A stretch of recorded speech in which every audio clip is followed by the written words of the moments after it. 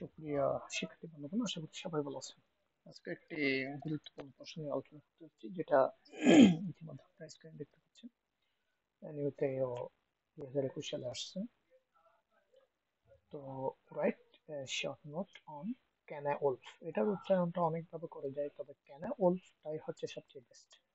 তবে আমি এটা পার্ট বি এর জন্য রেডি করেছি। আর পার্ট বি হচ্ছে, আপনারা জানেন, 4 নম্বরের।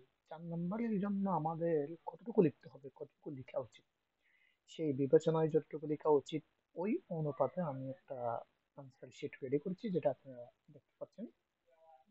এবং আপনারা যদি এই আনসারটা কিংবা পার্ট বি এর পিডিএফ শিটটা, পার্ট সি এর পিডিএফ শিটটা যদি আপনারা চান, অফকোর্স আমার হোয়াটসঅ্যাপ নাম্বারে টেক্সট দিবেন, আমি ডিসক্রিপশন বক্সে আমার হোয়াটসঅ্যাপ নাম্বার দিয়ে দিব। তাহলে দেখা যাক আমরা কেন উলফ সম্পর্কে একটা শর্ট নোট বলি। কেন উলফ ওয়াজ অ্যাংলো স্যাক্সন পয়েন্ট, অর্থাৎ অ্যাংলো স্যাক্সন মানে আপনি অ্যাংলো স্যাক্সনের জায়গাতে আপনি বলতে পারেন ওল্ড ইংলিশ পয়েন্ট। অ্যাংলো স্যাক্সনের জায়গাতে আপনি ওল্ড ইংলিশ পয়েন্ট বলতে পারবেন। and one of the most significant figures in old English literature, অর্থাৎ পুরনো ইংরেজি সাহিত্যের অন্যতম একজন বিখ্যাত কবি। Canolf is one of the 12 Old English poets known by the name, অর্থাৎ ওল্ড ইংলিশ কিংবা অ্যাংলো স্যাক্সন যুগের 12 জন কবিদের মধ্যে সে হচ্ছে একজন। এই 12 জন কবির নামগুলো জানা আছে, বাট তাদের বিস্তারিত কিছু জানা নেই, এই জন্য বাই নেম শব্দটা ইউজ করা হয়েছে। and one of the four whose work is known to survive today, এবং 4 জনের মধ্যে অন্যতম একজন কবি, যে এই 4 জন কবিদের আমার লিটারেলি ওয়ার্কস মানে কবিতা, প্রবন্ধ ইত্যাদি এখনো পর্যন্ত সার্ভাইভ, বেঁচে আছে পৃথিবীতে। তো 4 জন কবি কারা সেটা আমি পরে দিয়ে নোট করে দিব, 12 জনটা নোট করবো না, এটা আমাদের দরকার নেই।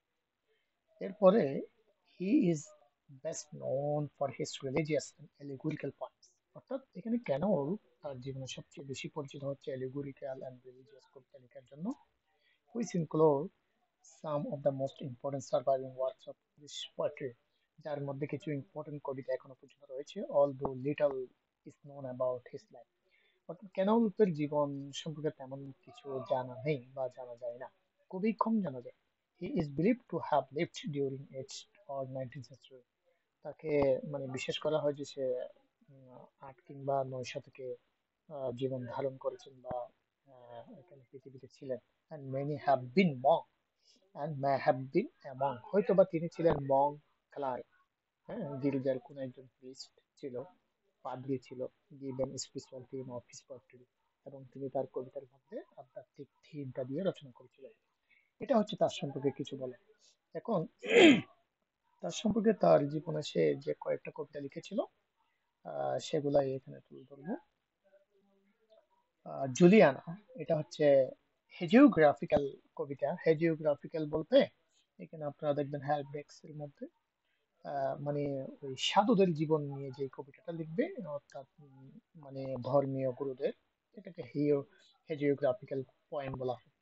দ্য ফেটস অফ এপিস্টল, এপিস্টল মানে হচ্ছে, আপনারা এখানে দেখবেন এপিস্টল আমি নোট করে দিয়েছি, যীশু খ্রিস্টের 12 জন প্রধান শিষ্যের প্রত্যেককে এপিস্টল বলা হয়। কেমন?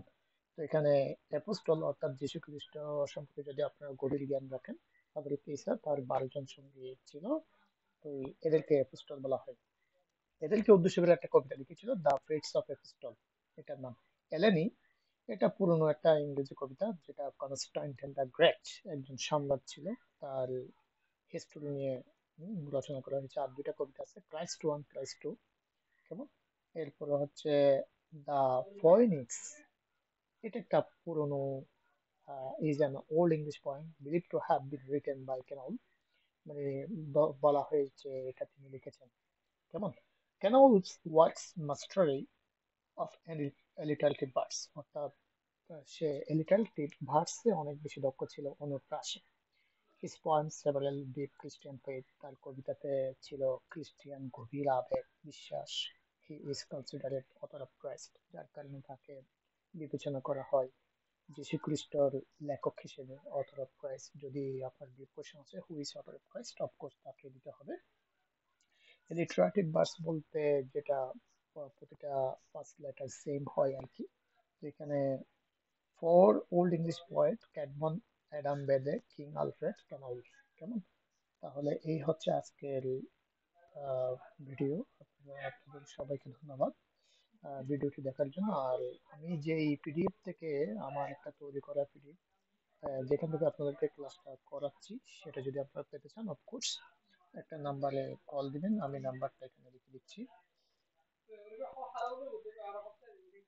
0132186418 এই নাম্বারে কল দিবেন, আপনারা পিডিএফটা পেয়ে যাবেন। ধন্যবাদ সবাইকে।